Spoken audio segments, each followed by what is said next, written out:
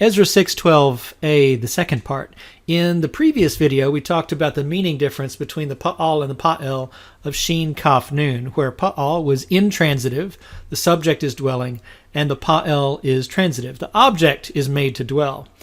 Now, we had seen outside the Bible in the Elephantine documents an instance of the use of the pa'al, the intransitive.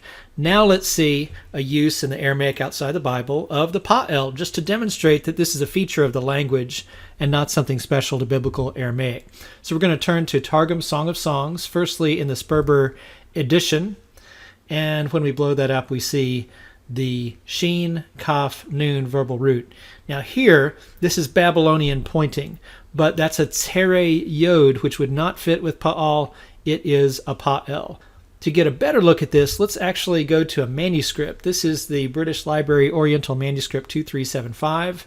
It's a 16th century Yemenite manuscript, which is great for our purposes because it's first going to show us the Hebrew with Tiberian pointing. And this is Song of Songs 3:10. And then it's followed by the Targum, which is considerably longer, as you can see, with Babylonian pointing.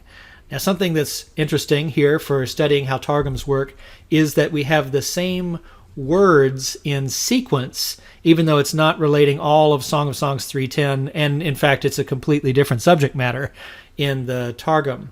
But we're mostly interested in Shin, Kaf, Nun, so let's look at that. Now, if we supply full Tiberian vowel pointing, we see the relative here in front, and then the Shin, Kaf, Nun. Now, something to notice in the Babylonian system is there are no Dagesh Lanes marked at all, but the Dagesh Forte right here is indeed marked, so that's helpful. Obviously, that's going to tell us this is the Pa'el stem, right? So here we have the Shekinah, which itself, of course, comes from the Shin, Kaf, Nun verbal root of the Lord. That's the Yod-He-Vav-He abbreviation, whose name, this is his name, third person masculine singular, he makes dwell, with that pa'el, with that transitive use of the Shin, Kaf, Nun verbal root. So indeed, the pa'el and pa'al have that meaning difference. The pa'el transitivizes the pa'al meaning, as we see here in Ezra 6:12.